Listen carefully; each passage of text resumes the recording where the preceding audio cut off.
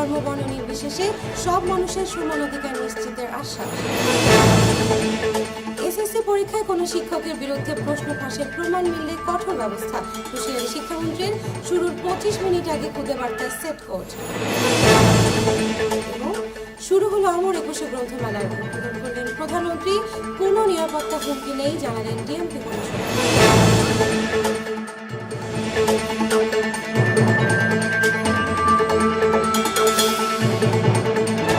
সবাইকে আমন্ত্রণ জেটিভি বাংলা সংবাদে। সঙ্গে আছে আমি রৌনক নিও। এতক্ষণ শুনছিলেন শিরোনাম, এবার বিস্তারিত।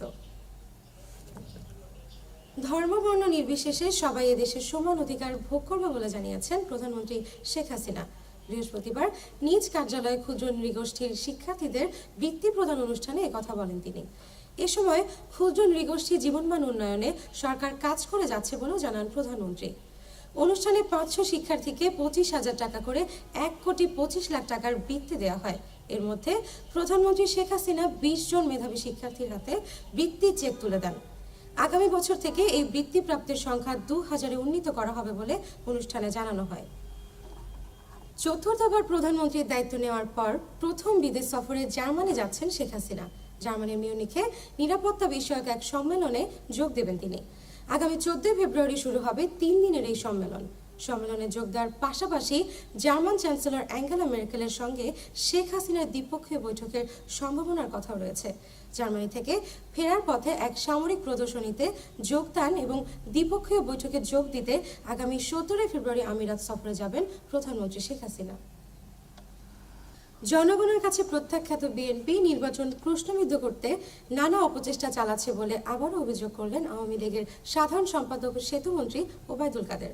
অন্যদিকে শ্রম পরিস্থিতি ঘোষিত মজুরি বাস্তবায়ন এবং শ্রমিকদের অবস্থায় তদারকির জন্য 29টি পর্যবেক্ষণ কমিটি গঠন করার কথা জানালেন শ্রম প্রতিমন্ত্রী বেগম মুন্নুজান সুফিয়ান। বৃহস্পতিবার রাজধানীতে আলাদা দুটি অনুষ্ঠানে এসব কথা বলেন তারা। আসন্ন এসএসসি ও সমমান পরীক্ষায় প্রশ্ন ফাঁস রোধে পরীক্ষা শুরুর 25 মিনিট আগে কেন্দ্র সংশ্লিষ্টদের কাছে খুদে বার্তার মাধ্যমে সেট কোড পাঠানো হবে বলে জানালেন শিক্ষামন্ত্রী ডক্টর দীপুমণি। এ সময় কোনো শিক্ষকের বিরুদ্ধে প্রশ্ন ফাঁসের প্রমাণ মিললে সরাসরি সাময়িক বরখাস্ত অথবা এমপিও স্থগিতেরও হুঁশিয়ারি দেন তিনি।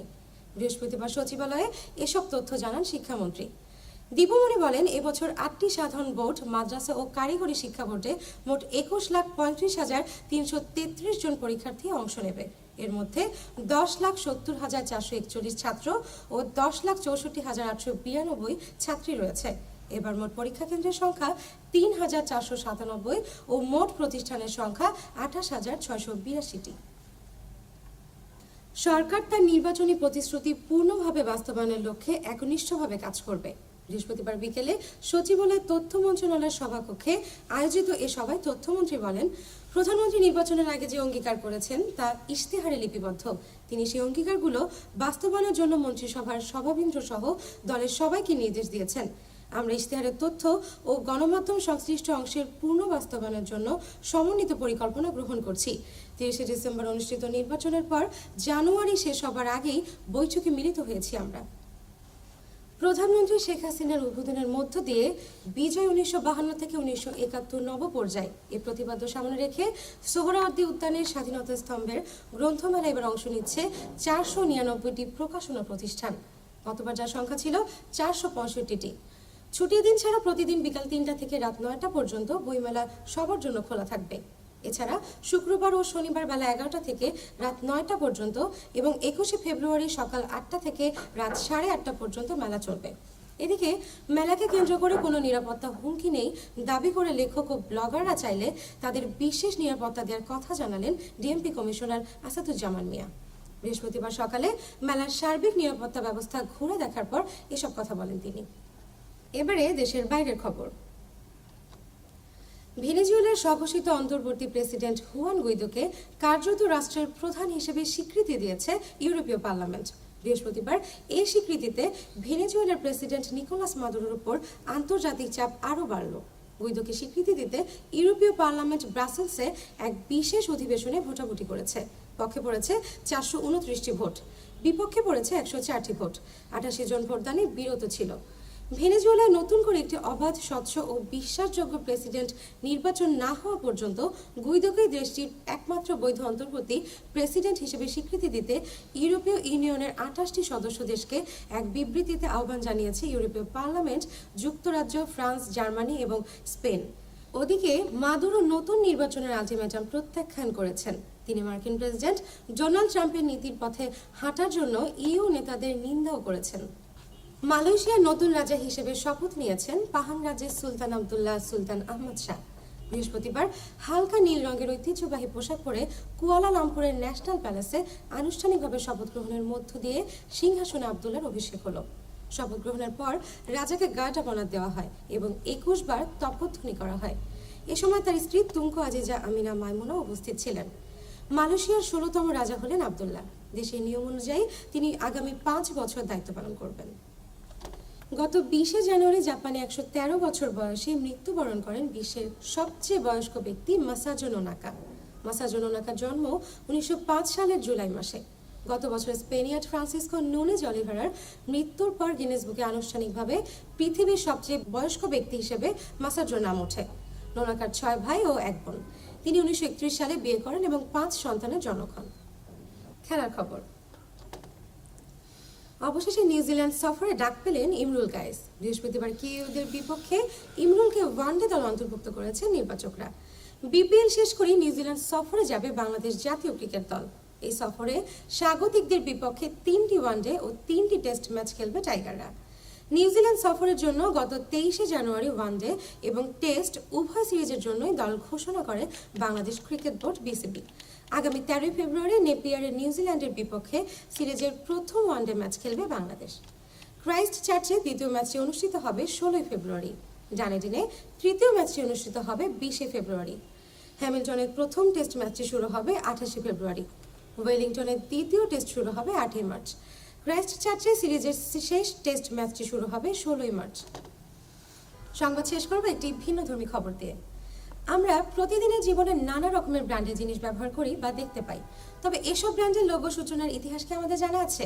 চলুন জেনে নেওয়া যাক বিখ্যাত কয়েকটি ব্র্যান্ডের লোগোর ইতিহাস এবং এর পেছনের চমকপ্রদ ঘটনাগুলো। হুন্দাই। এই লোগোটির এইচ অক্ষরটি দিয়ে বোঝানো হয়েছে দুই ব্যক্তিকে, একজন যিনি গ্রাহক, আরেকজন হচ্ছেন বিক্রয় প্রতিনিধি। তাদের দুইজনের মধ্যে করমর্দন করছেন। অ্যাডিডাসের বর্তমানের লোগোতে 3টি স্ট্রাইপ এক সমান্তরালে দেখা যায়, যেগুলো একসঙ্গে তৈরি করে একটি ত্রিভুজের। এর অর্থ হচ্ছে একটি পাহাড় বা প্রতিবন্ধকতা যা খেলোয়াড়কে প্রতিনিয়তই পার করতে হয়।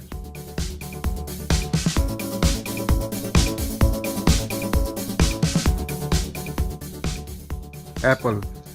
এই বিখ্যাত কোম্পানির বিখ্যাত লোগোটির ডিজাইনার হচ্ছেন রব জ্যানফ। তিনি এক সাক্ষাৎকারে সেটির বর্ণনায় বলেন, তিনি এক ব্যাগ আপেল কিনে সেটি একটি বাটিতে রাখেন। 1 সপ্তাহ ধরে সেগুলোকেই আঁকার চেষ্টা করতে থাকেন তিনি।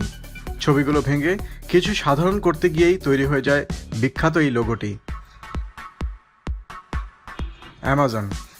অ্যামাজনের কমলা রঙের তীর চিহ্নটি দিয়ে একটি হাসি বোঝায়, কারণ কোম্পানিটি চায় গ্রাহক বা ভোক্তা খুশি থাকুক। এছাড়া এর মাধ্যমে আরও একটি অর্থ প্রকাশ করা হয়। খেয়াল করলে দেখবেন এই চিহ্নটি ইংরেজি অক্ষর এ থেকে জেড পর্যন্ত টেনে নেওয়া হয়েছে, অর্থাৎ কোম্পানিটি গ্রাহকের কাছে চিন্তার মধ্যে থাকা সব কিছুই বিক্রি করতে পারে। টয়োটা। এই লোগোটির একটি শৈল্পিক অর্থ আছে। খেয়াল করলে দেখা যাবে একটি সূচের ভেতর সুতা ঢুকছে। এই লোগোটি দিয়ে কোম্পানিটি তার অতীত ব্যবসার কথা মনে করিয়ে দেয়, অর্থাৎ তারা আগে যে সেলাই মেশিন উৎপাদন করত সেটির কথা।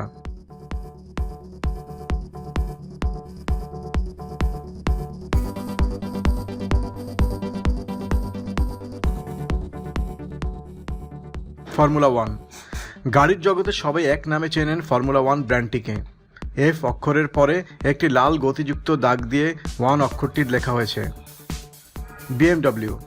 জার্মান অধিভুক্ত বেভারেন দ্বীপের পতাকার সঙ্গে মিলে যায় এই লোগোটি, আর এই অঞ্চল থেকেই কোম্পানিটির উৎপত্তি।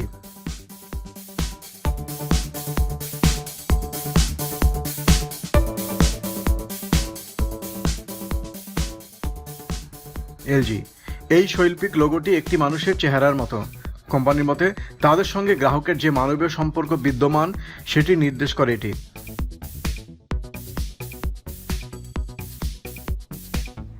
কোকা-কোলা।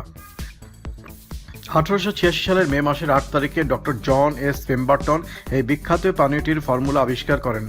তবে তার হিসাবরক্ষক ফ্র্যাঙ্ক এম রবিনসনের মাথা থেকে এই নামটির তৈরি হয়। তার মতে দুটি সি অক্ষর বিজ্ঞাপনের জন্য বেশ মানানসই হবে, আর সেভাবেই হয়ে যায় লোগোটি। শেষ করবো জেটিভি বাংলা সংবাদ, তার আগে শিরোনামগুলো আরেকবার। ক্ষুদ্র নৃগোষ্ঠী জীবনমান উন্নয়নে কাজ করে যাচ্ছে সরকার, বললেন প্রধানমন্ত্রী। ধর্ম বর্ণ নির্বিশেষে সব মানুষের সমান অধিকার নিশ্চিতের আশ্বাস। এসএসসি পরীক্ষায় কোনো শিক্ষকের বিরুদ্ধে প্রশ্ন ফাঁসের প্রমাণ মিললে কঠোর ব্যবস্থা, হুঁশিয়ারি শিক্ষামন্ত্রীর।